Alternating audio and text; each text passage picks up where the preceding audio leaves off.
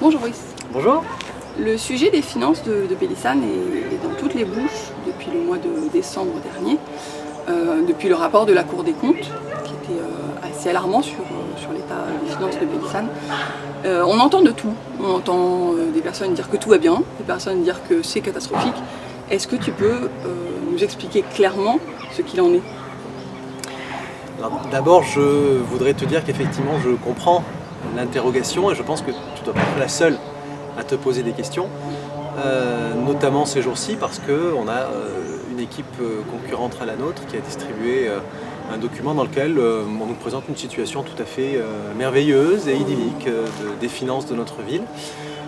On se demande bien dans ces conditions pourquoi le préfet a saisi la Chambre régionale des comptes pour étudier les comptes de Pélissane. En réalité, la situation est un petit peu plus compliquée que ça.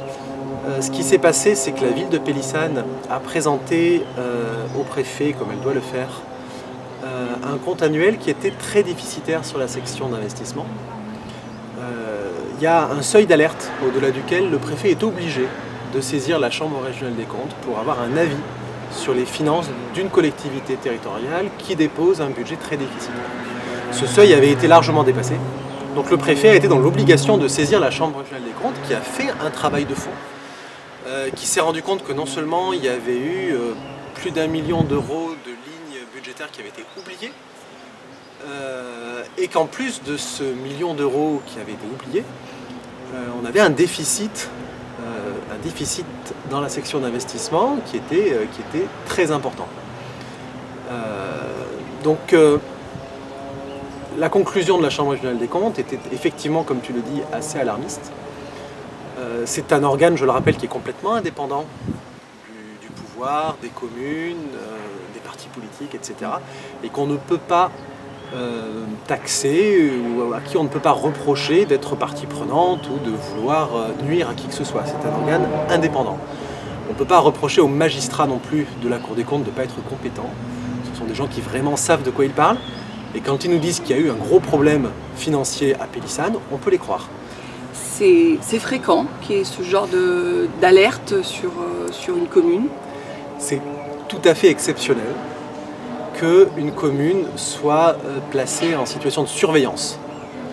Alors on n'est pas placé sous tutelle, heureusement, mais pour les prochaines années, pour les prochains budgets de la ville de Pélissane, le préfet, quel que soit le budget, aura l'obligation de transmettre le budget à la Chambre régionale des comptes pour que la Chambre des comptes vérifie que le déficit qui a été observé est absorbé et que petit à petit il est réduit. Donc on est dans une situation d'observation, de contrôle, et c'est tout à fait exceptionnel tant au niveau départemental que national. La commune de Pélissane a trop investi ? La commune de Pélissane a beaucoup investi. La commune de Pélissane a mal géré ses finances, a mal géré ses comptes. Peut-être n'a-t-elle pas été chercher les subventions, les rentrées d'argent, les recettes nécessaires. Peut-être qu'elle a voulu trop faire en trop peu de temps.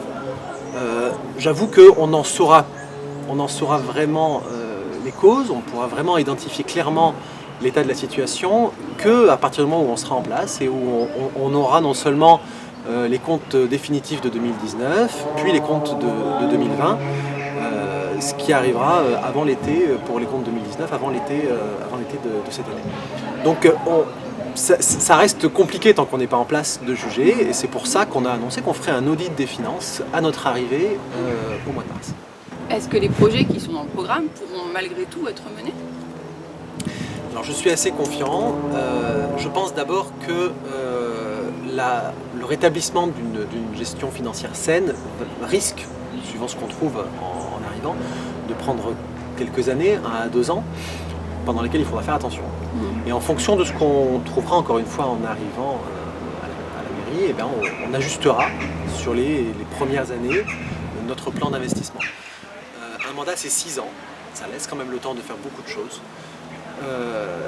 L'investissement vraiment le plus lourd dont on parle d'ailleurs parfois, c'est la piscine, mais cet investissement-là, je l'ai dit et je le répète, il sera pris en charge par la métropole, tant au niveau de l'investissement que du fonctionnement, donc ça ne sera pas une charge pour la commune.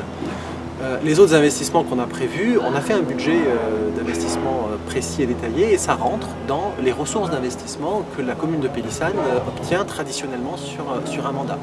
Donc il n'y a aucune raison que les fonds du département, de la métropole, etc. qui arrivaient sur Pélissane pour des investissements, il n'y a aucune raison qu'ils disparaissent du jour au lendemain.